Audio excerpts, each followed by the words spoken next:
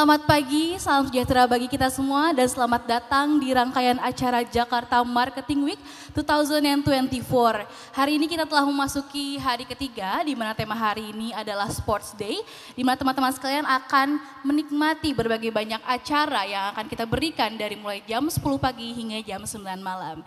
Pada hari ini kita akan lanjut untuk melakukan rangkaian kegiatan tahunan kita, yaitu adalah WOWcast Competition 2024, di mana pada hari pertama dan hari kedua kita telah melihat presentasi yang diberikan oleh para top 10 finalis yang telah masuk untuk mempresentasikan terkait dengan ide mereka dalam WOWcast Competition di tahun ini.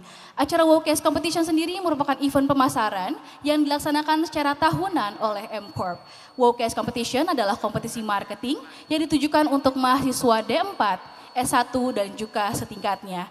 Di mana kami setiap tahunnya dengan sengaja membuat kompetisi ini dengan bertujuan untuk memecahkan masalah perusahaan ataupun institusi edukasi dari perspektif kaum muda yang merupakan penerus bangsa. Pada tahun ini, WOWcast Competition mengangkat tema Your Campus Envisioning Sustainable Campus, di mana para tim yang mendaftar, kami berikan tantangan untuk memberikan sebuah ide terkait bagaimana cara membuat perspektif bagi kampus masing-masing dari peserta yang hadir untuk memberikan perspektif bagaimana cara membuat kampus yang lebih hijau tanpa melakukan greenwashing. Di mana kita tahu bahwa sustainable campus merupakan tema yang sering diangkat dalam institusi pendidikan pada akhir-akhir ini, di mana setiap entitas dalam kampus termasuk di dalamnya adalah mahasiswa berhak untuk memberikan ide dan juga insight terkait dengan bagaimana cara meningkatkan persepsi terkait dengan bagaimana membuat kampus yang lebih hijau. Dan hari ini kita telah izinkan saya untuk menyambut top 5 yang telah masuk ke babak grand final. Tepuk tangan yang meriah untuk para top 5 yang telah masuk ke dalam grand final pada pagi hari ini. Terima kasih karena kalian telah terus bersemangat dan terus memaparkan idenya yang sangat brilian dan juga sangat memberikan manfaat bagi kita semua yang telah hadir pada 2 hari sebelumnya. Pada hari ini juga para presenter akan mempresentasikan kembali ide mereka terkait dengan Envisioning Sustainable Campus yang dimana akan disampaikan secara lebih detail. Dan tidak kalah saya juga ingin menyambut para dewan juri yang telah hadir pada pagi hari ini. Namun sebelumnya karena ada satu dewan juri yang masih dalam perjalanan, jadi nanti kita akan perkenalkan kembali di akhir. Mungkin yang pertama saya izin memperkenalkan dewan juri yang akan hadir juga untuk memberikan insight terkait dengan materi yang akan disampaikan oleh para mahasiswa, yaitu ada Kak Raditya Yusril selaku perwakilan dari Marketplace Impact. Kepada Kak Raditya Yusril, apakah sudah siap untuk memberikan pemutaran pada pagi hari ini? Oke, terima kasih Kak. Nanti juga akan ada Kak James Joni selaku Senior Associate Marketplace Inc. yang pada hari kemarin juga telah menjadi salah satu juri di top 10 yang presentasi pada hari kedua. Oke, sebelum kita mulai, izinkan saya untuk menjelaskan teknis presentasi yang akan dilakukan pada pagi hari ini. Kalau 2 hari sebelumnya, teman-teman memiliki waktu selama 8 menit untuk melakukan presentasi. Namun pada hari ini 5 kelompok hanya memiliki waktu selama 5 menit. 5 menit tanpa tanya jawab. Jadi harap setiap anggota kelompok untuk dapat memberikan presentasi secara efektif. Setelah itu kita akan masuk ke sesi Q&A yang akan dilaksanakan selama 5 menit seterusnya. Jadi intinya presentasi dari setiap kelompok hanya akan dilaksanakan selama 5 menit.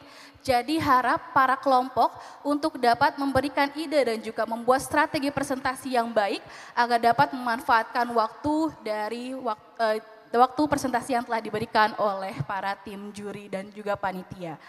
Oke, kalau begitu. Namun sebelum kita mulai, izinkan saya juga untuk memperkenalkan tenan yang telah hadir pada pagi hari ini, yang telah menemani kita sejak hari pertama. Di sebelah kanan ada Poki, di mana teman-teman sekalian yang telah hadir pada pagi hari ini bisa menggunakan atau mengunjungi Poki yang telah hadir di sebelah kanan saya untuk mengikuti games menarik yang bertajuk Capture Your Poki Crush Nuts Moment, di mana teman-teman hanya cukup membeli Poki Crush Nuts di booth Poki di Jakarta Marketing Week Kokas yang kita standby di sana dari mulai tanggal 15 hingga 19 Mei 2024. Lalu teman-teman juga hanya tinggal memfollow Instagram dan juga TikTok di akun Poki ID dan teman-teman tinggal hanya mengupload momen with Poki Crush Nuts di IG Story dan juga feed ataupun TikTok teman-teman dengan menggunakan men-tag Poki ID dan menyertakan hashtag Poki JMW dan juga hashtag PokiCrust dan juga pastikan bahwa akunnya tidak di private ya teman-teman sehingga bisa dicek juga oleh tim Poki dan juga tim dari Jakarta Marketing Week. Nanti pemenang dari challenge ini akan diumumkan di official Instagram Poki ID di mana setiap pemenang akan mendapatkan hadiah e-wallet masing-masing sebesar Rp200.000 untuk 5 pemenang yang akan kita umumkan pada tanggal 19 Mei 2024. Oke, mungkin saya izin bertanya dulu kepada salah satu dewan juri kita, Kak Raditya Yusril, mungkin apakah ada ekspektasi dari para peserta yang akan presentasi pada pagi hari ini? Silahkan Kak.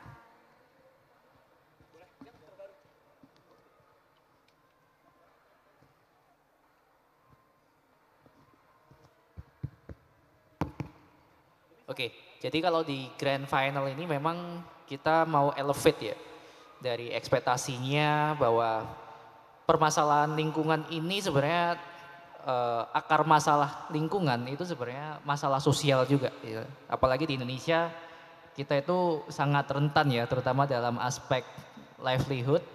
Bagaimana sih bukan hanya kita berbicara mengurangi emisi karbon ya, tapi bagaimana kita juga memberikan dampak positif juga kepada stakeholder sekitar, kepada masyarakat sekitar, local communities. Dan bagaimana kita juga bisa memberikan kesejahteraan ya untuk masyarakat sekitar kampus ya. Jadi bukan kita kampus itu dengan visinya sebagai kampus hijau dan sebagainya malah membuat sekat-sekat ya kepada masyarakat sekitar. Ya, kita ingin memberikan konsep sustainability ini kan konsepnya bukan hanya lingkungan tapi bagaimana konsep memberikan pemerataan kesejahteraan kepada masyarakat sekitar dan sosial seperti itu. Oke, dari kelompok yang telah presentasi selama 2 hari kemarin, mungkin tanggapan teman-teman yang telah memberikan idenya, apakah bagaimana menurut Kak Raditya Yusril? Apakah sudah melebihi ekspektasi atau ada yang perlu ditingkatkan lagi Kak menurut Kak Raditya? Pasti ada area of improvement ya dari case-case sebelumnya ya. Dan kita memang harapannya kemarin panitia juga sudah briefing bahwa kita ekspektasinya dalam mengelevate solusinya di luar bukan hanya lingkungan, kita ngomong beyond environment ya, tapi bagaimana solusi bisa memberikan dampak kepada sosialnya juga gitu. Karena di Indonesia khususnya permasalahan sosial ini yang menjadi prioritas ya. Bukan berarti lingkungan nggak penting, tapi untuk kita bisa mencapai pengurangan emisi karbon, net zero, kita juga harus memberikan kesejahteraan juga, kemakmuran juga kepada masyarakat sekitar sehingga akses energi bersih itu bisa merata bukan hanya ke beberapa pihak aja yang menikmati gitu sih. Oke, terima kasih banyak tanggapannya Kak Raditya Yusril. Berarti ekspektasinya lebih tinggi ya daripada kemarin ya untuk teman-teman berpresentasi. Dan telah hadir juga salah satu juri yang akan hadir itu Kak James Joni selaku Senior Associate Marketplace Inc. Selamat datang Kak. Dan sudah siap ya untuk memberikan penilaian pada hari ini. Ya. Oke, tim apakah sudah kita bisa mulai untuk tim yang pertama? Oke, tanpa berlama-lama lagi, sebelumnya saya izin menyambut tim pertama yang akan melakukan prestasi yaitu adalah tim dari Universitas Indonesia, yaitu tim Depok Cult. Kepada tim Depok Cult, saya persilakan untuk maju ke atas panggung.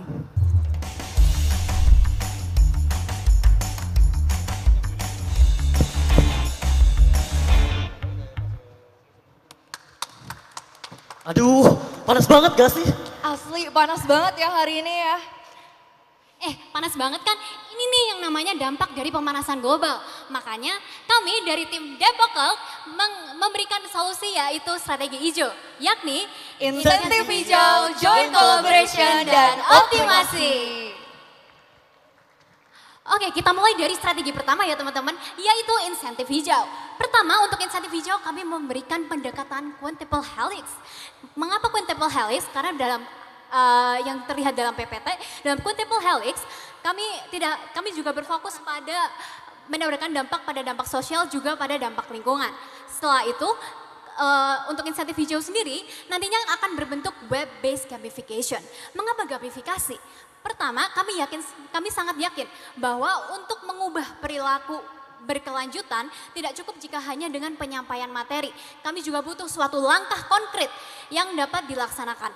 Kedua, kami juga memberikan gamifikasi untuk memotivasi dan mengikut sertakan pengguna melalui elemen-elemen seperti poin, level, dan penghargaan. Peserta juga diberi insentif untuk mengadopsi perilaku ramah lingkungan. Kedua, kami juga ingin merangsang motivasi intrinsik serta ekstrinsik peserta untuk menciptakan lingkungan dengan praktik berkelanjutan dengan tentunya lebih menarik karena sekali lagi adalah gamifikasi. Selanjutnya untuk insentif hijau sendiri nanti alurnya gimana sih? Untuk insentif hijau nanti alurnya akan dimulai dengan user memasuki aplikasi kami yaitu Benahai. Di aplikasi ini user akan mengunggah bukti bahwa mereka telah melakukan gerakan hijau. Kemudian dari sistem web kami akan mendeteksi keabsahan dari bukti tersebut. Dan jika sudah terverifikasi, maka selamat kamu berhasil mendapatkan 1 poin atau 1 benih hijau.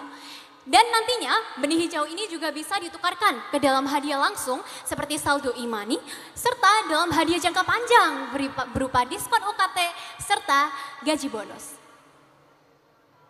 Di samping itu juga, kami berfokus dalam berkolaborasi dengan UMKM hijau yakni Joint Collaboration, yang mana Universitas Indonesia berkolaborasi dengan UMKM yang berada di Kota Depok untuk menggandengnya untuk menjual makanan dan minuman di kantin kampus. Dan kemudian akan dilanjutkan dengan penerapan reusable food container yang akan diterapkan oleh pengunjung dan juga UMKM tersebut. Apabila mereka menerapkan tersebut, mereka akan mendapatkan poin benih hijau yang dapat ditukarkan menjadi insentif untuk mereka dapatkan nantinya secara jangka panjang ataupun jangka pendek. Nah, di samping itu juga, dengan demikian UMKM lokal dapat mempromosikan gaya hidup lingkungan berkelanjutan di lingkungan kampus, dan kampus itu juga secara langsung menerapkan bahwasannya untuk mengurangi jumlah limbah plastik sekali pakai. Jadi, win-win impact. Nah, samping itu juga, kami juga memiliki fokus yaitu adalah dengan optimasi relasi dan menjelajahi kesempatan menjadi relawan. Bahwasanya banyak sekali orang itu pemuda itu ingin menjadi relawan, tetapi terkadang mereka memiliki keterbatasan untuk berkolaborasi. Mereka tidak tahu mereka pengen punya teman sama siapa gitu. Jadi dalam hal ini kami membentuk dengan sistem matchmaking. Jadi mereka dapat mencari bestie mereka sendiri untuk mencari volunteer dalam program volunteer yang kami lakukan ini. Nah, apabila para peserta itu mendapatkan matchmaking yang lebih cocok sesuai dengan kriteria mereka, bukan hanya sebatas menjadi seorang bestie saja, mungkin bisa menjadi pasangan hidup selamanya. Nah, kalau kalian tertarik ingin melihat lebih dalam tentang UI UX dari inovasi kami, dapat dilihat dari scan QR code berikut ini. Oke, untuk selanjutnya dalam implementasinya di sini kami berfokus pada 5P untuk bisa mendukung poin-poin dari SDGs tahun 2030. Di sini di People kami melibatkan masyarakat khususnya Sivitas Akademika Universitas Indonesia untuk bisa bekerja sama memberikan dampak yang positif. Selanjutnya di Prosperity, di sini kami berkolaborasi dengan UMKM dan juga penjual-penjual untuk bisa mensejahterakan ekonomi secara inklusif. Di Planet kami menerapkan berbagai gerakan-gerakan ramah lingkungan serta kami juga membuilding sebuah peace yang dapat mempromosikan lapisan masyarakat lainnya gitu. Jadi sekaligus juga bisa mematahkan stigma bahwa katanya anak UI nggak napak bumi. Tapi kita bisa nih buktiin kalau misalkan kita juga sama dan setara juga gitu. Selanjutnya di sini kami juga melakukan kolaborasi dengan partnership yaitu dengan melakukan kolaborasi multi pihak. Bisa di next. Untuk selanjutnya di sini juga kami menerapkan objective key result yang berguna untuk bisa kami sampaikan poin-poinnya dan kami bisa targetkan nih strategi apa sih yang mau kita capai dalam beberapa tahun kemudian. Nah di sini kami juga melakukan sebuah analisis financial projection yang menunjukkan bahwa proyeksi hijau strategi visible dan profitable.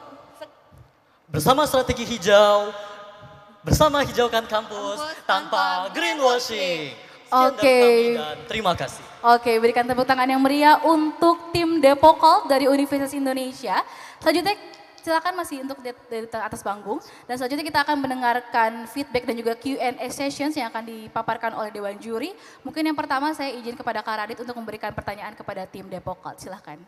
Oke, simpel aja. Ini kan program sustainability ini harus berkelanjutan ya. Jadi kita biasanya sebelum ngomong implementasi program, perlu ada penanaman mindset dulu ke masyarakat sekitar ya. Tadi ada program-program pelibatan partisipasi melalui gamifikasi, ya kan. Tapi ketika melakukan gamifikasi tanpa adanya pemahaman mindset yang kuat gitu kan, kesadaran mereka apakah bisa berkelanjutan nih dalam membantu mendukung program-program kalian.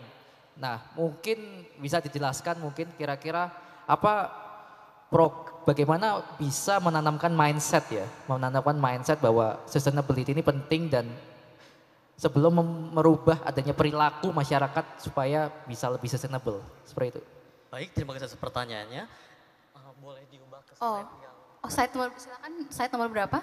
yang 5P. Slide 5, mungkin tim panitia silakan. Slide 5P. Ya, silakan sambil dijawab saja ya. Nah, dalam hal ini untuk dalam targetnya itu kami dalam kuartal ketiga tahun 2024 itu adalah fokus untuk mengembangkan terlebih dahulu dari program kita ini yaitu strategi hijau terlebih dahulu kita kembangkan, kita riset lebih dalam. Kemudian yang di kuartal keempat tahun 2024 kami merencanakan untuk membentuk yaitu adanya sosialisasi lebih dalam lagi terutamanya untuk lingkup mahasiswa UI terlebih dahulu lalu merambat lagi ke masyarakat yang ada di sekitar UI seperti UMKM yang tadi setelah kami paparkan dan lebih lanjutnya lagi yaitu adalah ke masyarakat luas lainnya dan ataupun maba-maba yang tertarik untuk masuk ke UI nanti. Nah, slide sebelumnya Kak. Slide sebelumnya Kak, boleh Nah, dalam hal ini juga kita itu menjelaskan bahwasanya dari dampak terlebih dahulu lanjut ke people, prosperity, planet, peace dan akhirnya partnership. Terciptalah citra positif yang mana itu dapat menjadikan sebuah implicit marketing untuk orang-orang di sekitar. Oh, jadi gini ya, secara tidak langsung mereka teradopsi dari bagaimana praktik-praktik yang kami jalankan dalam strategi hijau.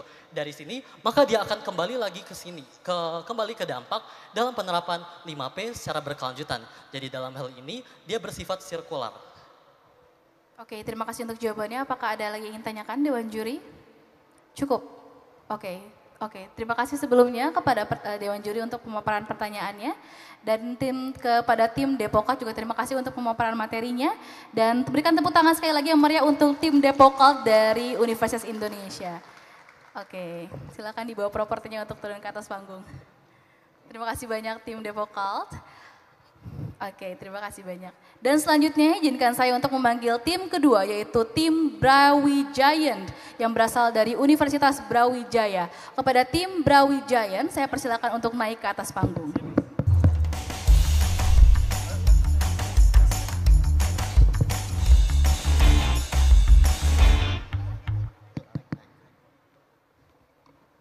Bayangkan sebuah universitas di mana setiap langkah berperan pada pengurangan jejak karbon, di mana inovasi bukan sekadar kata populer, namun revolusi yang dipimpin oleh mahasiswa, di mana tindakan berbicara lebih keras daripada kata-kata. Untuk Universitas Brawijaya tim hadir tidak sekedar menciptakan citra baik kampus, namun demi terciptanya Brawijaya tanpa greenwashing. Bukan hanya planet, namun people, prosperity, peace, and partnership. Dalam mencapai misi SDGs di Indonesia, Universitas Brawijaya pasti tidak ingin tinggal diam. Akan tetapi, masih terdapat banyak celah untuk yang memiliki ruang untuk improvement, baik dari segi people, physical evidence, maupun promotion. Pertanyaannya adalah, bagaimana Universitas Brawijaya dapat meningkatkan persepsi Green Campus dan mengurangi inequalities pada aspek 5P SDGs sampai tahun 2030? Isu Green Campus memang dapat menarik calon mitra dan mahasiswa, namun UB hanya perlu fokus untuk menarik calon mitra karena pendaftar UB setiap tahunnya selalu tertinggi. Dan kebutuhan untuk bekerja sama antara universitas dan mitra akan saling membutuhkan karena universitas akan mendapatkan peningkatan kualitas pendidikan dan juga mitra akan meningkatkan portofolio CSR. Dan juga kami memprioritaskan mitra yaitu pada perusahaan di Jakarta karena beberapa alasan dan juga menganalisis target promosi yaitu tim sustainability dengan karakteristik yang lebih detail. Dan juga setelah kita mengetahui target market kami juga menganalisis masalah-masalah di UB melalui survei terhadap 54 mahasiswa UB dan juga desk research. Dan kami menyimpulkan bahwa ada 3 aspek masalah yaitu dari people, kurangnya awareness terhadap lingkungan, dan dari physical evidence, kurangnya bukti di lingkungan kampus dan di luar kampus, serta promotion yang masih kurang untuk UB, dan juga lingkup kemitraan yang masih hanya bersekitar di Kota Malang saja. Lalu bukan hanya tentang menggait mitra yang kami ciptakan, tapi juga strategi yang dapat meningkatkan atau memiliki high impact pada aspek 5P pada SDG dan juga akan memecahkan masalah sosial ekonomi. Maka dari itu kami menampilkan strategi berikut ini. Zaki, lu tahu nggak sih ada UKM yang fokus pada lingkungan? Belum pernah dengar sih, emangnya ada ya? Kayaknya nggak ada, tapi kalau ada gue pengen banget join. Asli, gue juga pengen sih. Menghadirkan Brawijaya Student Sustainability Club, di mana ini nantinya akan menjadi wadah bagi para mahasiswa yang ingin berkontribusi lebih kepada bumi. Nantinya ini akan dibagi menjadi 3 pilar utama, yaitu pertama edukasi kepada para internal, aksi nyata seperti volunteering ke desa sekitar, edukasi ke sekolah di Malang, serta program kewirausahaan kepada kabupaten-kabupaten di Malang, dan advokasi di mana nantinya mereka akan melakukan partnership dengan eksternal serta menjadi ambasador untuk mempromosikan pentingnya menjaga bumi. Nantinya mereka juga akan kita akan mengubah mindset mahasiswa dari yang nggak tahu menjadi tahu, serta dari yang peduli menjadi semakin peduli, dan berkontribusi lebih lanjut melalui Brawijaya Green Innovation Challenge. Nantinya akan ada 3 inovasi terbaik yang akan mendapatkan mentoring serta pendanaan dari universitas. Universitas juga akan bekerja sama dengan pemerintah Kota Malang untuk mengimplementasi ke masyarakat luas dan menciptakan adanya kolaborasi sinergis dalam mencapai 10 dari 17 SDGs. Dari survei yang kita lakukan, mayoritas mahasiswa merasa kendaraan terlalu banyak dan asapnya mengganggu kegiatan. Dan mereka rela menggunakan alternatif seperti berjalan, sepeda, ataupun sepeda listrik. Fasilitas tersebut telah ada namun belum optimal. Brawijaya Car Free Day 1 hari tanpa kendaraan bermotor terlihat sederhana namun dampaknya luar biasa. Di mana pengurangan jejak karbon 25% di tahun pertama dan 2030 42%. Di samping itu, 2 hari lalu di tempat saya berdiri Bapak Sandiaga Uno mengatakan bahwa kita akan ada World Water Forum Bali yang Indonesia akan menyuarakan air sebagai sarana kemakmuran bersama, dan 2 subtema diantaranya merupakan masalah di Malang, yakni menumpuknya sampah air mineral dan masyarakat yang sulit akses air minum bersih, masyarakat miskin. Brawijaya memiliki teknologi yang bisa diperluas di luar universitas, di mana dengan water drinking ATM, masalah sulitnya menumpuknya sampah dan sulitnya akses air minum dapat terselesaikan. Lalu kami juga membuat Omnichannel Promotion Blueprint yang akan kami targetkan kepada calon mitra. Untuk lebih lengkapnya, kami mempersembahkan Kezia, seorang karyawan milenial pada tim sustainability di perusahaan di Jakarta. Untuk meningkatkan awareness Kezia, kami melakukan strategi membuat iklan pada billboard di Jakarta dan juga bekerja sama dengan Volkatif untuk meningkatkan awareness pada Brawijaya Car Free Day tiap Rabunya. Dan juga untuk meningkatkan keyakinan Kezia, kami membuat atau bekerja sama dengan portal Berita Kompas yang akan muncul beritanya saat Kezia sedang mencari potensial partner, dan juga kami memunculkan YouTube Ads terhadap Kezia saat Kezia sedang asik nonton video skincare di YouTube. Dan juga kami melakukan email marketing agar meningkatkan keyakinan bahwa strategi kami dapat meyakinkan perusahaan Kezia untuk bekerja sama. Dewan juri yang terhormat, strategi kami bukan hanya untuk bumi Brawijaya, namun untuk bumi Indonesia, bumi kita bersama. Oke, berikan tepuk tangan yang meriah untuk tim Brawijaya dari Universitas Brawijaya. Silakan untuk tim Brawijaya untuk berkumpul di tengah. Selanjutnya kita akan mendengarkan pertanyaan dari Dewan Juri terkait dengan presentasi yang telah diberikan oleh tim Brawijaya. Kepada Kak James Joni, saya persilahkan. Ya, terima kasih atas presentasinya tim Brawijaya ya.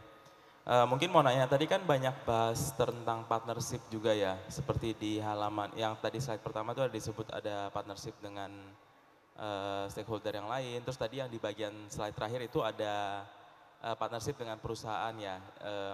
Nah, mungkin kalau tadi kan udah dijelasin ya kira-kira langkah naikin awareness-nya gimana, cara supaya perusahaan yang mau partnership gimana, nah cuman mungkin boleh dijelasin kan kira-kira gimana kalau misalnya perusahaannya udah partnership, terus pengukuran dampaknya itu seperti apa? Karena kan memang kalau di ini ya, kayak kita konsep green ini rentan greenwashing. Nah kadang perusahaan-perusahaan itu mungkin mereka partnership dengan kita atau mereka menjalankan program kita, tapi itu cuma sekedar supaya dia terlihat green gitu ya. Nah mungkin pengen tahu cara pengukuran impactnya atau dampaknya ke masyarakat sekitar tuh gimana kira-kira?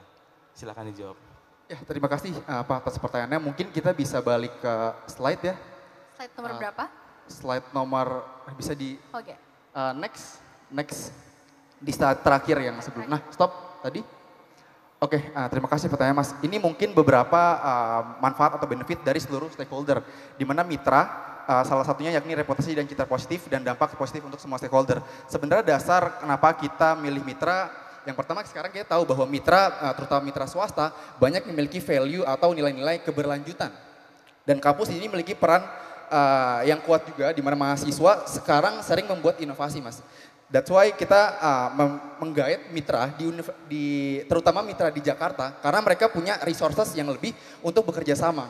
Dan dia tidak seperti perusahaan tidak hanya ingin melakukan greenwashing, tapi melakukan dampak nyata, yakni bekerja sama dengan mahasiswa. Di mana action point-nya terdapat pada strategi-strategi sebelumnya.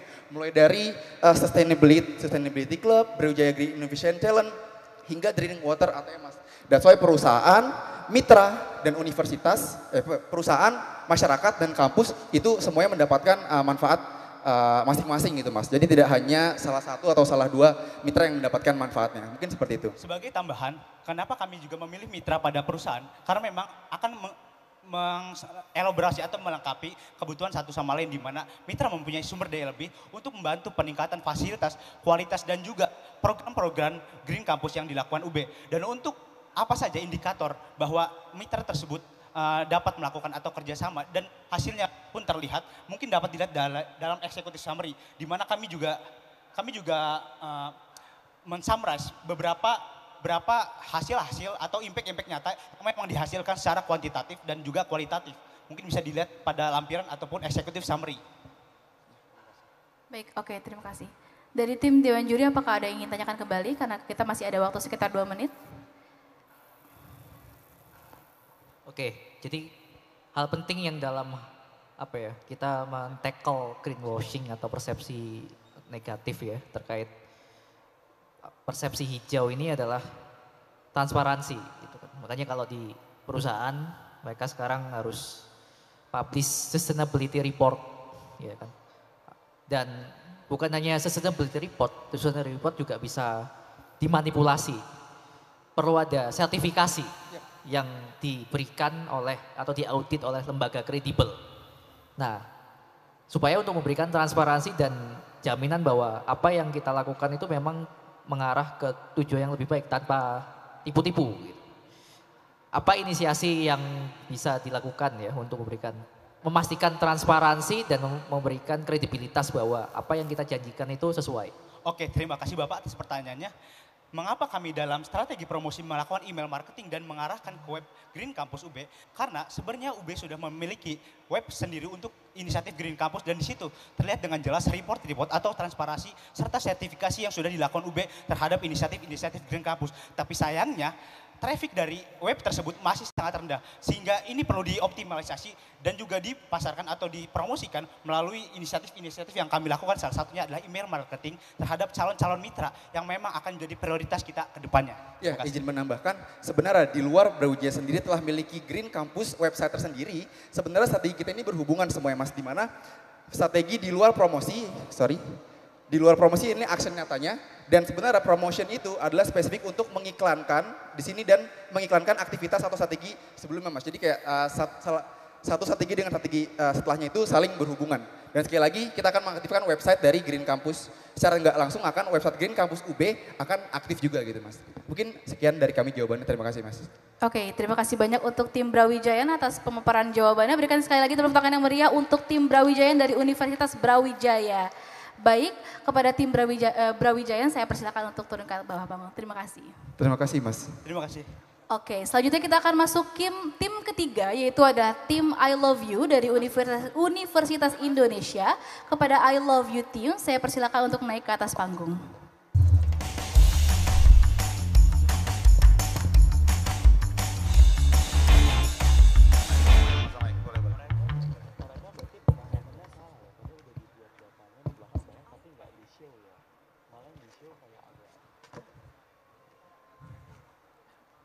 Universitas Indonesia merupakan kampus terhijau di Indonesia. Namun dengan predikat tersebut, 14 fakultas di Universitas Indonesia belum mendapat perlakuan yang sama. Lantas, apakah program-program yang selama ini Universitas Indonesia telah lakukan telah memberikan impact yang berarti dan menyeluruh? Kami rasa tidak. Oleh karena itu, kami hadir di sini untuk memberikan ide dan saran untuk program implementasi Universitas Indonesia agar dapat memberikan impact yang berarti dan menyeluruh.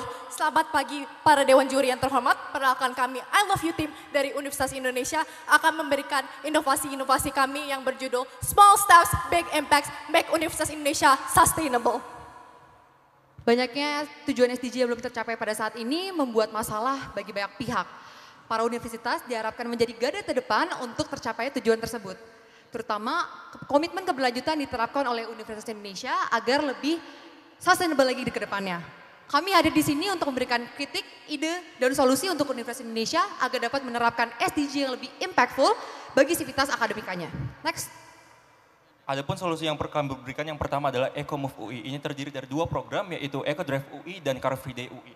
EcoDrive UI merupakan sebuah aplikasi yang dapat menghitung pengeluaran emisi karbon kendaraan yang dapat dikonversi menjadi biaya parkir dari setiap kendaraan yang masuk ke lingkungan UI, baik itu mobil ataupun motor. Adapun fitur unggulan yang kami berikan adalah prediksi emisi kendaraan yang tersedia untuk semua jenis kendaraan, baik itu motor ataupun mobil, lokasi parkir eksklusif bagi setiap kendaraan yang menggunakan aplikasi kami, dan hasil emisi tersebut akan dikalkulasikan, kalkulasi emisi menjadi biaya parkir.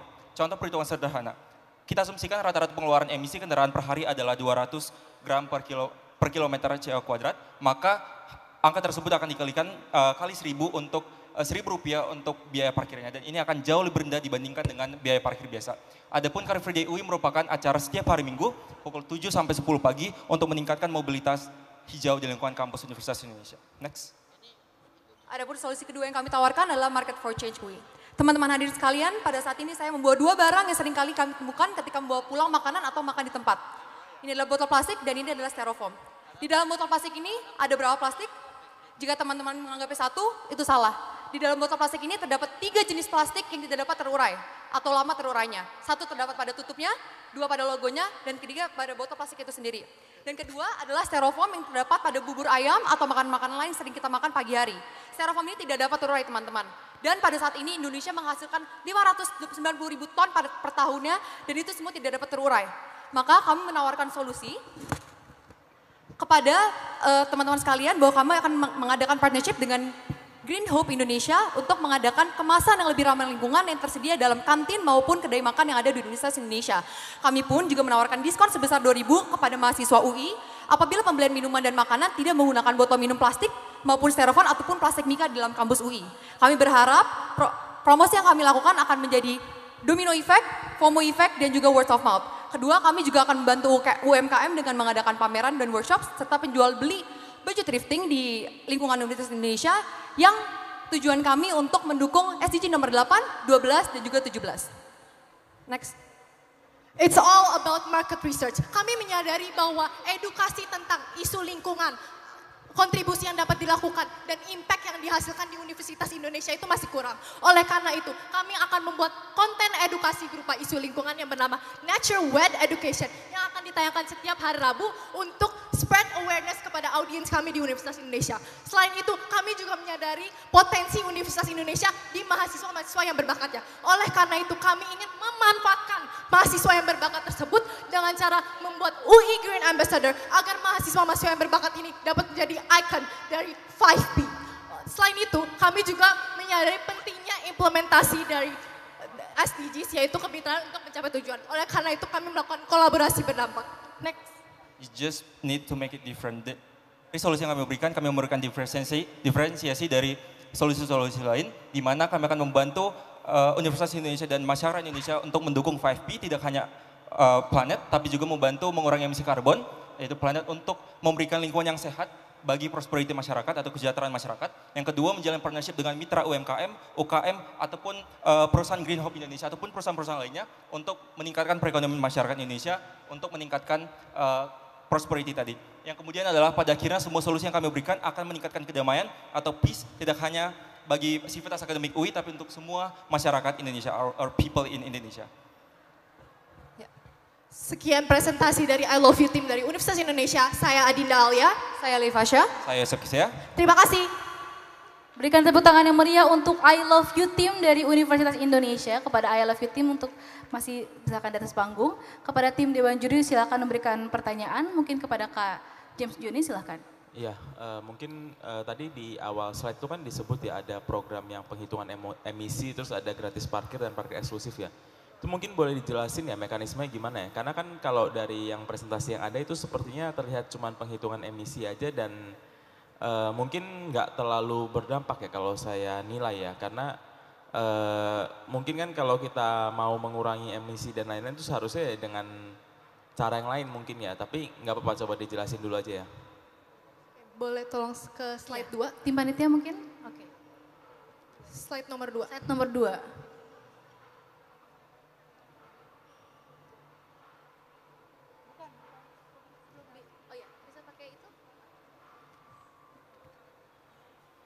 Oke, jadi buat yang EcoDrive UI ini Pak, ini kita sebenarnya terinspirasi dari sebuah aplikasi yang namanya EcoRoute EcoRoute sebenarnya itu sudah dilakukan oleh aplikasi yang diciptakan oleh mahasiswa Indonesia sebenarnya, dan kami terinspirasi dari situ untuk menghitung emisi karbon kendaraan, di mana sebenarnya itu yang masuk ke lingkungan UI itu Pak banyak banget kendaraan-kendaraan Pak, bahkan sampai parkir itu nggak cukup sebenarnya. Oleh sebab itu kita memikirkan bahwa nanti kalau misalnya berdasarkan parkir aja orang bakalan mikir ya udah tetap aja masuk ke kampus, tetap aja masuk, bahkan mau sebanyak apapun kendaraan tetap bakalan masuk. Nah oleh sebab itu kita mikir Pak, kita buat aja sebuah program sistem di mana yang masuk kendaraannya bisa masuk UI itu hanya bisa menggunakan aplikasi ini dan nanti itu bakalan di track di aplikasinya. Kalau misalnya tadi fitur unggulan kita kan ada prediksi emisi kendaraan. Jadi kita hanya perlu untuk memasukkan jenis kendaraan kita, baik itu sepeda motor ataupun mobil, dan itu bakalan di track nantinya berapa emisi karbon yang bakalan kita gunakan di lingkungan UI. Dan itu nanti bakalan dikalkulasikan menjadi biaya parkir, dan biaya parkirnya itu jauh lebih murah Pak. Dan kemudian ketika kita sudah menggunakan aplikasi ini, maka kita itu bisa nge-track lokasi parkir yang eksklusif di lingkungan Universitas Indonesia. Jadi khusus gitu Pak, jadi kalau selama ini kan emang semua orang bisa masuk gitu. Jadi kita bangun yang khusus banget buat pengguna aplikasi EcoDrive UI, jadi lebih memperketat orang-orang yang bisa masuk ke lingkungan UI. Dan pada akhirnya ketika semakin sedikit orang-orang yang masuk ke lingkungan UI menggunakan kendaraan, baik itu mobil atau kendaraan, maka akan mengurangi emisi karbon. Seperti itu Pak kira-kira. Izin menambahkan Pak, saya sendiri bawa mobil pribadi ke kampus, saya merasa di UI biayanya cukup mahal untuk parkir setiap hari dan kurang merata. Kadang saya cuma 2 jam biayanya sama dengan yang 10 jam yang seharian di kampus. Jadi malah menurut saya pribadi kenapa solusi ini ada, karena ini sangat efektif buat saya yang kadang kampusnya hanya 1 kelas, 2 kelas gitu. Berbeda sama teman-teman yang mungkin tujuannya lebih lama di Universitas Indonesia seperti itu. Saya izin menambahkan juga Pak, mungkin dengan adanya jadwal kampus kita itu tidak bisa menghindari untuk harus tetap ke kampus. Dan dengan adanya solusi ini dapat memotivasi para sivitas akademika kampus untuk lebih menggunakan transportasi umum atau mungkin lebih sering berjalan, dan itu nantinya akan memberikan impact ke kampus sehingga emisi karbonnya berkurang. Oleh karena itu kami memberikan solusi tersebut. Terima kasih. Oke, baik, terima kasih untuk jawabannya. Tim Dewa Juri kita masih ada 1 menit untuk sesi Q&A, apakah ada yang ingin tanyakan kembali? Iya, aku feedback aja ya. Oke.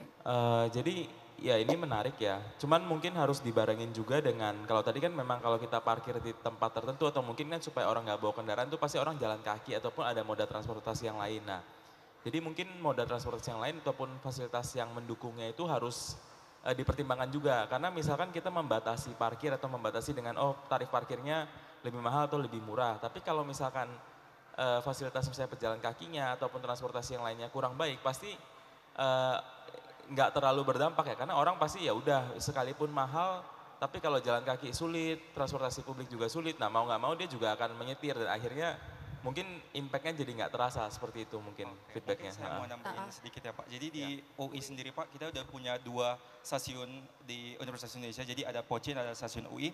Jadi untuk masyarakat yang ingin ke Universitas Indonesia dengan pejalan kaki bisa menggunakan transportasi umum. Ada juga sepeda kuning, ada sepeda juga listrik. Di UI sangat lengkap, jalanannya pun koridornya sangat bagus, sudah seperti di luar negeri gitu Pak. Betul. Udah ramah difabel juga, jadi sangat bisa relate dan diterapkan di Depok sih Pak kebetulan. Ibaratnya itu Pak, kita itu sebenarnya banyak mahasiswa yang bandel banget, mau apapun peraturannya tetap bawa mobil ke dalam. Karena orang-orang mikir mau pakai beacon, mau pakai bis kuning, atau mau pakai kendaraan apapun orang bakal tetap bawa mobil gitu Pak. Jadi kita ibaratnya kita persulit dengan cara aplikasi ini gitu Pak. Kita bakal nge-track semua di sini gitu Pak kira-kira. Selain itu saya izin menambahkan bahwa di Universitas Indonesia memiliki bis kuning. Jadi dengan adanya program ini itu bisa meng-encourage mahasiswa untuk lebih sering menggunakan bis kuning tersebut yang menghubungkan antar fakultas di Universitas Indonesia. Oke, baik, terima kasih karena waktu sudah habis. Kayak persilakan. Terima kasih untuk pertanyaan dan juga feedback dari Dewan Juri. Sekali lagi tepuk tangan yang meriah untuk I Love You Team dari Universitas Indonesia. Kepada I Love You Team saya persilakan untuk turun dari panggung. Oke, selanjutnya kita akan masuk ke tim keempat dari top 5 untuk Grand Final Showcase Competitions, yaitu Emerald Team dari Binus University. Kepada Emerald Team, waktu dan tempat saya persilakan turun ke atas panggung.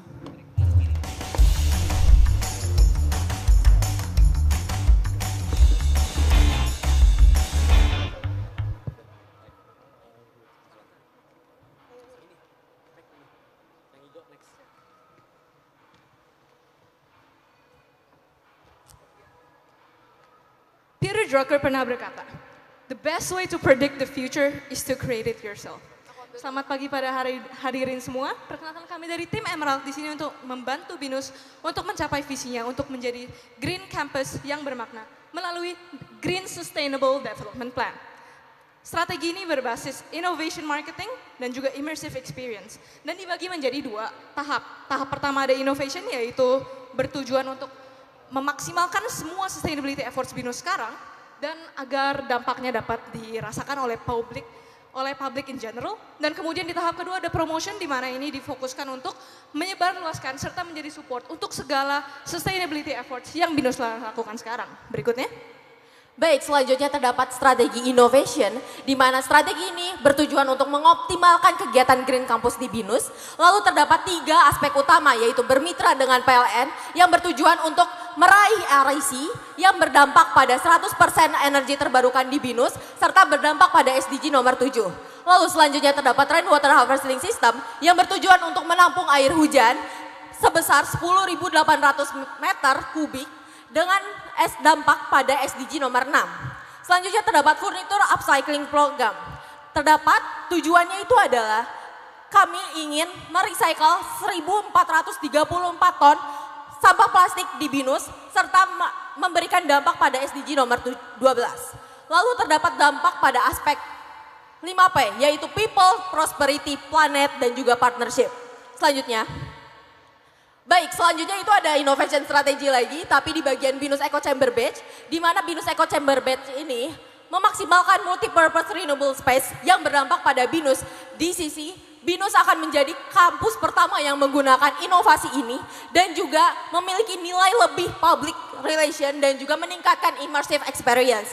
Dari keempat fasilitas yang sudah kami buat, kami memberikan atau memproyeksikan dampak sebesar 35.490 total visitor, lalu ada 208 UMKM terbantu, serta 532 juta rupiah pendapatan dari kafe ini. Dan ini akan berdampak pada internal maupun eksternal dari Binus itu sendiri.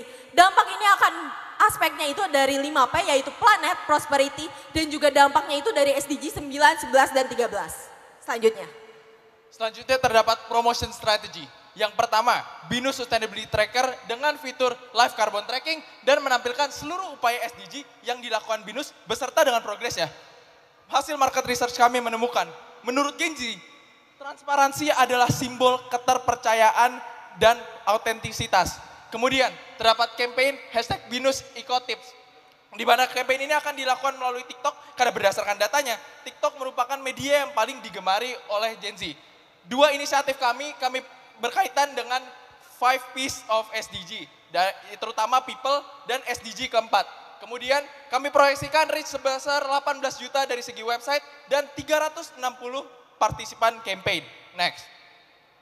Masih dalam promotion strategy, kami merekomendasikan Sustainable Week Immersive Experience, di mana akan diadakan setahun sekali pada Hari Bumi 22 April.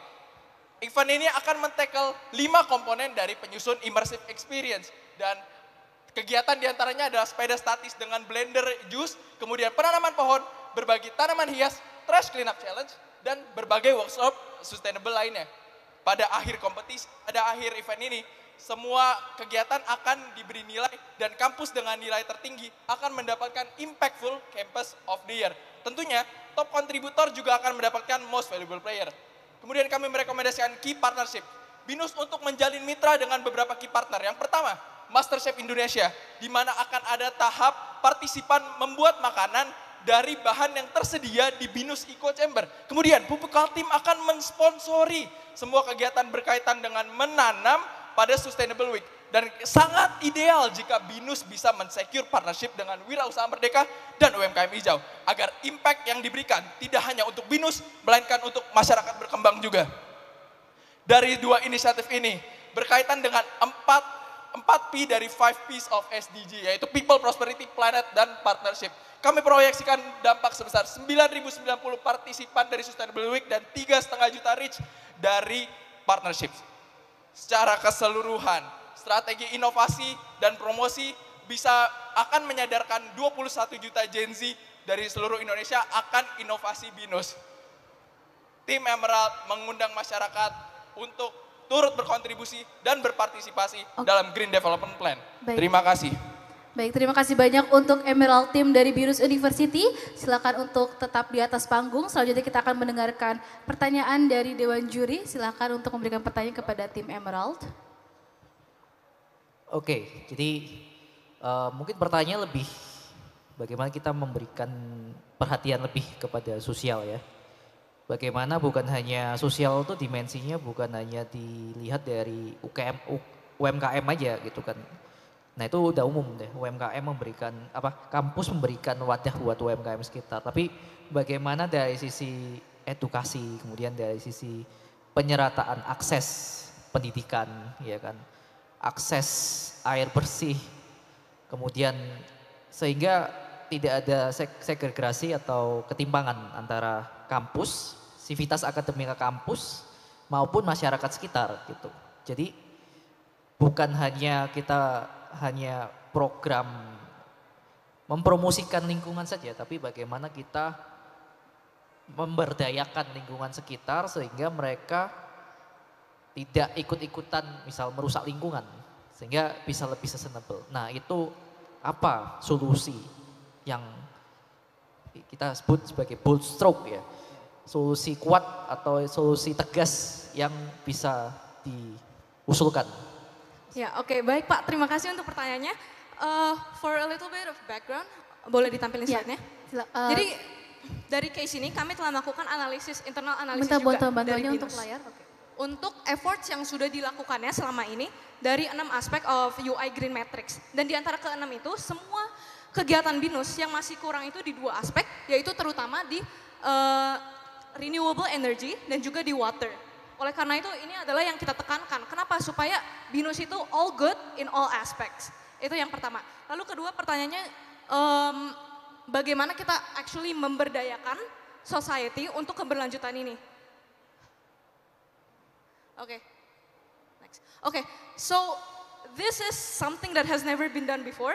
BINUS Eco Chamber.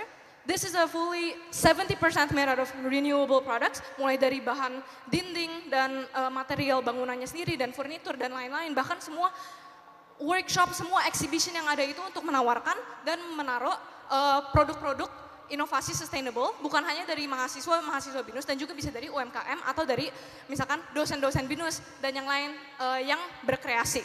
Dan kita menyediakan ini bukan hanya sebagai just for show, karena ini yang pasti never been done before and this will make headlines for sure. Tapi kami juga menyediakan ini sebagai tempat dan encouragement juga supaya partisipasi sosial itu ada, partisipasi dari mahasiswa, dari dosen dan dari UMKM lainnya untuk bisa membuat inovasi-inovasi sustainable itu dan untuk menyediakan tempat untuk dipamerkan di sini secara gratis.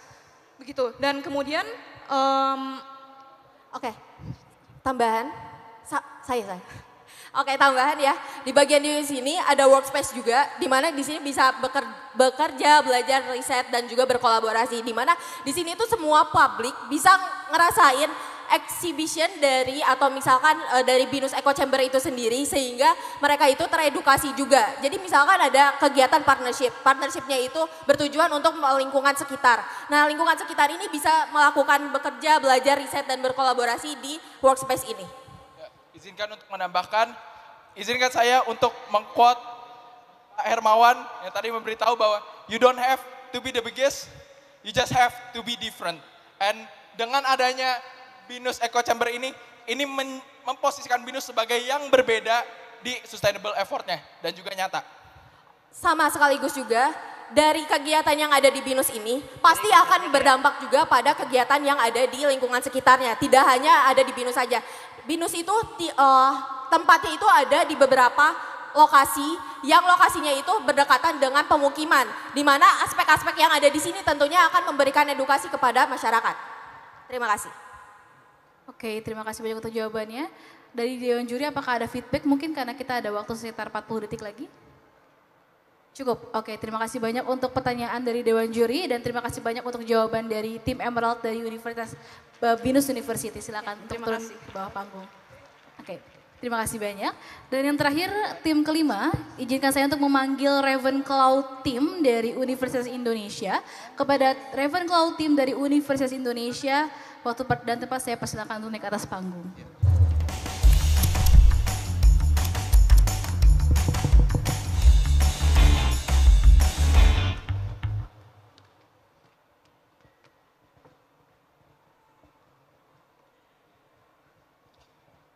Banyak anggapan bahwa UI dan Depok adalah dua teritorial yang berbeda. Padahal UI adalah bagian dari Depok. Kuatnya stigma ini merefleksikan bahwa dua area ini masih memiliki ketimpangan yang begitu nyata. Karenanya, saya Fauzan, Angelin, dan Debbie di sini akan menjelaskan detail action plan beserta dampak langsungnya terhadap tiap-tiap aspek. Sebelum kita memformulasikan solusi dan rekomendasi, kita melakukan analisis yang lebih terukur supaya solusi lebih efektif dan optimal. Yang pertama, kita berusaha memahami permasalahan serta objektif yang ingin dicapai UI. Bahwa UI ingin berdampak secara nyata ke tiap-tiap aspek di masyarakat. Lebih lanjut, kita juga melakukan helicopter view analysis menggunakan PES. Dan dari 4 makro komponen yang kita analisis, seluruhnya beresonansi untuk memberikan urgensi UI untuk turut berdampak pada masyarakat. Dan yang terakhir, kita melakukan analisis baselining untuk memberikan prioritas pada tiap-tiap green matrix. Dan ada 3 prioritas utama yang sebagai kita jadikan acuan, yaitu carbon neutral, gaya hidup bebas sampah, serta edukasi dan penelitian. Saya akan menjelaskan tiap detailnya dimulai dari carbon neutral. Bapak Ibu, mari kita melihat dampak dari planning dan action dari carbon netral. Bapak Ibu, saat ini siapa yang di sini memakai masker? Tidak ada tentunya. Namun menariknya di UI, mahasiswa yang pergi ke kampus masih menggunakan masker. Ternyata mereka khawatir dengan polusi udara yang sangat buruk yang membuat pernafasan mereka bisa terinfeksi ISPA, inspeksi saluran pernafasan atas. Dan kami melihat bahwa dari situasi tersebut, kami melakukan prioritasi, di mana yang pertama redesign, pembangunan smart building dengan 8 lantai, di mana ini akan mengurangi konsumsi energi dan lahan konsumsi. Kedua, reduce, mengurangi penggunaan energi dengan intensifikasi lampu solar dan mobil listrik. Ketiga, kurangi dan mengganti dengan pemasangan solar panel di fakultas-fakultas sebagai perubahan energi kotor. Dan kami melakukan measurement, di mana measurement dari dampak baiknya adalah rendahnya PM2,5 dan adanya outdoor thermal comfort. Dan tujuan dengan target hijau UI 2030, kami akan memberikan dampak. Pertama, akan ada 1,6 juta sampai 1,8 juta mahasiswa dan orang-orang sekitar yang terhindar dari ISPA. Lalu juga akan ada penurunan karbon dioksida sebanyak 50% menjadi 48.000 di 2030. Dan juga kami akan melakukan pembangunan asrama tambahan, asrama UI. Selanjutnya, seperti yang kami jelaskan di hari kemarin bahwa meskipun UI telah memiliki pemisahan sampah, tapi pada akhirnya semua sampah berakhir di TPA Cipayung yang mengakibatkan overcapacity yang mengakibatkan pencemaran lingkungan. Maka dari itu kami menginisiasikan gaya hidup bebas sampah, di mana kami nantinya akan melaksanakan 3 tahap prioritas. Yang pertama dari reviews, kami akan mengkonstruksi nomor sosial di lingkungan kampus untuk pencegahan penggunaan barang non-reusable. Lalu di reviews, kita akan mengintensifikasi penggunaan barang reusable untuk mengurangi produksi sampah. Terakhir, di recycling, kami akan menerapkan sistem daur ulang yang efektif melalui closed loop atau penggunaan barang daur ulang kembali secara efektif. Di mana hal ini pada akhirnya akan memberikan dampak pada 5P. Yang pertama, penurunan tingkat polusi udara yang di mana Depok telah mencapai 50%. Lalu meningkatkan daur ulang sampah di Indonesia menjadi 10% secara nasional, membuka lapangan pekerjaan, mendorong sinergi dengan berbagai lembaga, serta mengurangi potensi konflik akibat pencemaran lingkungan. Dan yang terakhir, aspek paling utama dari institusi pendidikan, riset dan edukasi. Kita membagi menjadi 3 prioritas utama. Revamp, pertama kita meningkatkan kolaboratif partisipatif serta menginternalisasi pemahaman SDG kepada tiap-tiap perangkat kampus dengan pemberdayaan organisasi SDG serta pengintegrasian kurikulum. Yang ketiga kita beresonansi untuk memberikan dampak kepada area lokal. Depok masih sangat bisa dibangun kembali seperti layaknya banyak kota-kota metropolitan lainnya. Selain itu kita juga memberikan dampak yang lebih meluas dengan bekerja sama dengan government, melakukan penelitian kebijakan pemerintahan untuk memberikan sinergitas antara pihak-pihak yang terkait. Dan yang terakhir mengkomunikasi serta mengedukasi publik untuk meningkatkan kesadaran dan awareness dan kepedulian. Ini semua memberikan dampak pada tiap-tiap aspek pada 5P, People, Planet, Prosperity, Partnership, and Peace. Secara keseluruhan, pada pilar pertama kita berfokus pada peningkatan kesehatan dan kualitas lingkungan melalui upaya karbon netral. Pada pilar kedua kita berfokus pada peningkatan kesadaran dan kualitas lingkungan melalui penanganan sampah. Pada pilar yang ketiga kita berfokus pada peningkatan keberlanjutan melalui riset dan edukasi. Di mana hal ini akan memperluas dampak keberlanjutan UI 2030 pada tiap-tiap aspek People, Planet, Prosperity, Partnership, dan juga Peace. Bapak, Ibu, dan hadirin semua, UI, Depok, dan Indonesia adalah satu kesatuan yang tidak dapat dipisahkan. Sebagai ujung tombak perubahan, UI harus hadir, memecahkan permasalahan, dan memberikan dampak keberlanjutan tidak hanya pada lingkungan, tetapi juga pada sosial sekitar. Kami dari Ravenclaw Team, terima kasih atas perhatiannya. Oke, tepuk tangan yang meriah untuk Ravenclaw Team dari Universitas Indonesia. Selanjutnya saya persilakan untuk Dewan Juri memberikan pertanyaan kepada tim Ravenclaw.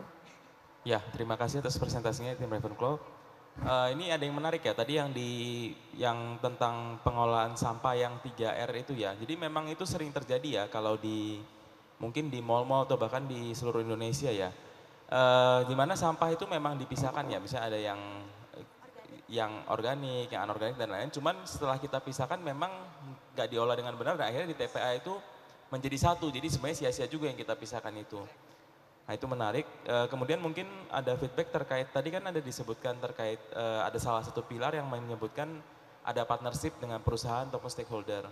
Mungkin boleh dijelaskan ya partnershipnya ini seperti apa, karena saya rasa mungkin dari partnershipnya itu yang nanti akan ada impactnya ke masyarakat secara luas. Silakan. Mungkin boleh tolong panitia untuk kembali ke slide.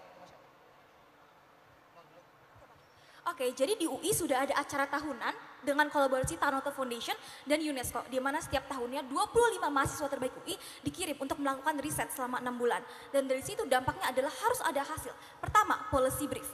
Policy brief untuk para pemangku kebijakan, di mana nantinya akan ada satu hari di mana para stakeholder akan datang bersama-sama dan mendengarkan policy brief inisiatif yang diberikan. Lalu kedua, akan ada solusi yang diberikan. Seperti waktu itu mahasiswa Indonesia, mahasiswa UI sempat memberikan solusi untuk mencegah stunting, di mana harusnya sudah ada posyandu yang layak di setiap daerahnya. Dan itu gimana akan mengatasi masalah healthcare dan setelahnya. Jadi akan ada dampak nyata, tidak hanya riset saja, cuman ada partnering dengan UNESCO, dengan Tanoto, dan benar-benar masuk ke dalam masyarakat desa yang membutuhkan. Jika saya izin menambahkan, partnership adalah salah satu komponen yang penting untuk menyelenggarakan secara komprehensif, salah satu ya betul. Dan yang partnership sini adalah lintas stakeholder, pertama untuk government, untuk penelitian mengenai pengimplementasian keberlanjutan terkait regulasinya. Dan yang kedua, ini kita akan berkolaborasi dengan berbagai company dan institusi riset dalam rangka untuk menciptakan banyaknya fund inflow untuk terkait fund. Dan cara ukurnya atau alat ukur yang digunakan adalah rasio fund to total CO. Jadi funding riset yang kita gunakan, fund yang datang, rasio yang digunakan untuk riset sustainability seberapa besar persentase dibandingkan dengan total fund. Itu akan membuka dan akan memecahkan masalah-masalah terkait tantangan area lokal maupun nasional dengan dilakukan penelitian terkait sumber daya dan core-core penting dari tiap pengimplementasian SDG-nya. Mungkin seperti itu. Oke, ada lagi yang ingin ditambahkan? Cukup. Oke, mungkin pertanyaan selanjutnya silakan Dewan Juri. Oke, ini kan kalau saya lihat sekilas tuh memang fokus utamanya ada di P planet ya, bagaimana mengurangi sampah. Ya memang sampah memang berkontribusi terhadap pengeluaran emisi karbon ya pada saat proses di TPA gitu kan. Cuman 5P atau SDGs itu dimensinya luas ya kan. Bagaimana dari sisi people kita juga bisa provide quality of life dari masyarakat sekitar ya kan. Jadi bukan hanya sampah saja atau bukan hanya udara saja, tapi di luar itu banyak yang perlu diperbaiki ya, terutama penyetaraan akses pendidikan. Itu ketimpangannya kalau kita bilang Depok secara akumulatif dengan kompleks UI ini, kita kalau bikin indeks ini gapnya sangat tinggi gitu kan. Nah itu bagaimana solusinya? Oke, jadi kami melihat bahwa banyak sekali mahasiswa daerah yang berkuliah di UI, dan kami melihat bahwa asrama UI di tiap tahunnya itu melakukan pengisian form di mana mahasiswa daerah harus waiting list, dan di tahun kedua dan di tahun ketiga mahasiswa itu berkuliah, mereka nggak boleh lagi di asrama itu, mereka harus mencari kos-kosan yang tentunya harganya 10 kali lipat lebih tinggi. Dan makanya itu dengan kami melakukan smart building, di mana building-buildingnya itu harus 8 lantai ke atas untuk adanya area tambahan untuk membangun asrama. Sehingga asrama itu dapat pertama menjangkau mahasiswa-mahasiswa daerah yang berketerbatasan secara ekonomi, dan juga meningkatkan kualitas edukasi dari masyarakat-masyarakat daerah tersebut yang berkuliah di UI.